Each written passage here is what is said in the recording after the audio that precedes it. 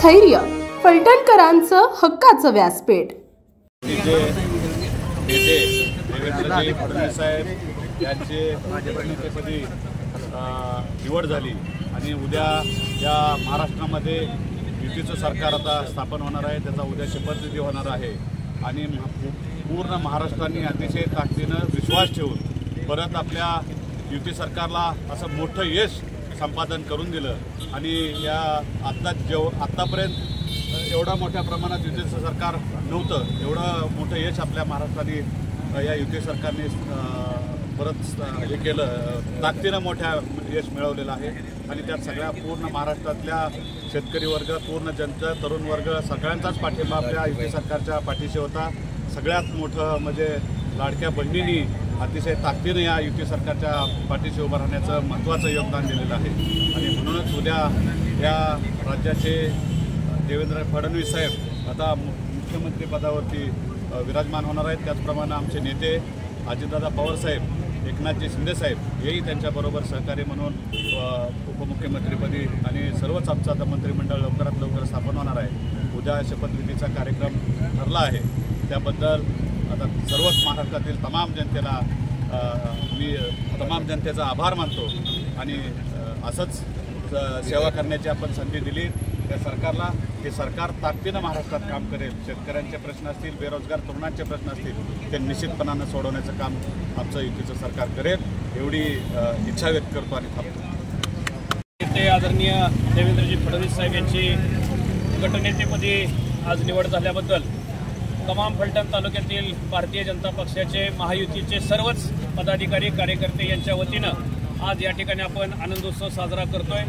खास करून देवेंद्र फडणवीस साहेब यांचं मनापासून या ठिकाणी आपण अभिनंदन करतोय। माजी खासदार रणजितसिंह नाईक निंबाळकर यांच्या नेतृत्वाखाली आपल्याला फलटण तालुक्यामध्ये खूप ताकदीनं इथून पुढची कामं आता आपले आमदार सचिन पाटील यांनी आता आपलं मनोगत या ठिकाणी व्यक्त केलं।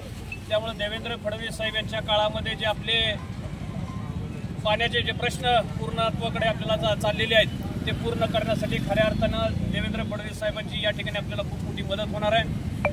त्याचबरोबर या तालुक्याचे आमदार सचिन पाटील, आपल्या सर्वांचे उपमुख्यमंत्री, लाडके उपमुख्यमंत्री अजितदादा पवार यांचंही योगदान या तालुक्याच्या विकासासाठी खूप मोठ्या प्रमाणामध्ये आपल्याला मिळणार आहे।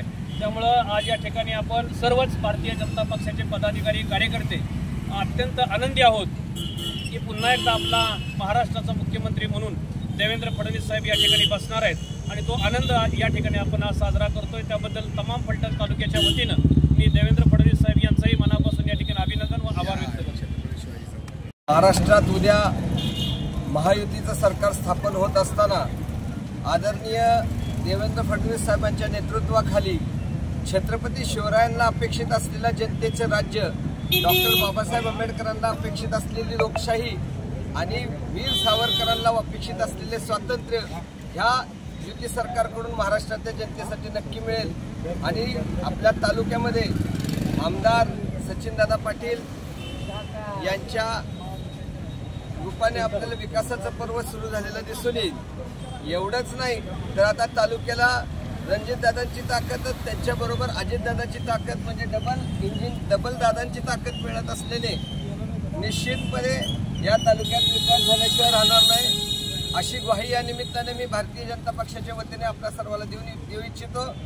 निश्चितपणे शहराचा कायापालट झाल्याशिवाय दिसल्याशिवाय राहणार नाही आणि लोकशाही, जनतेचं राज्य आणि वीर सावरकरांना अपेक्षित असलेलं स्वातंत्र्य हे युती शासनामुळे या राज्याला मिळेल अशी ग्वाही देऊ इच्छितो।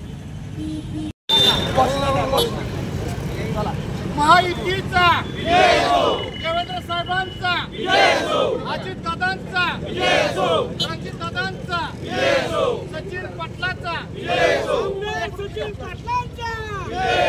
एकनाथ शिंदे साहेबांचा, अजितदादांचा, महायुतीचा,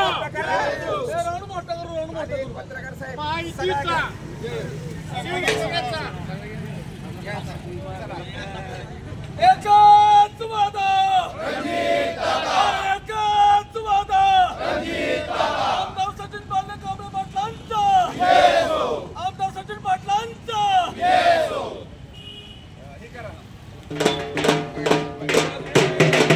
आपल्या परिसरातील ताज्या आणि महत्त्वाच्या बातम्या पाहण्यासाठी स्थैर्य न्यूज चॅनलला यूट्यूबवर सबस्क्राईब करा आणि बेल आयकॉन प्रेस करा।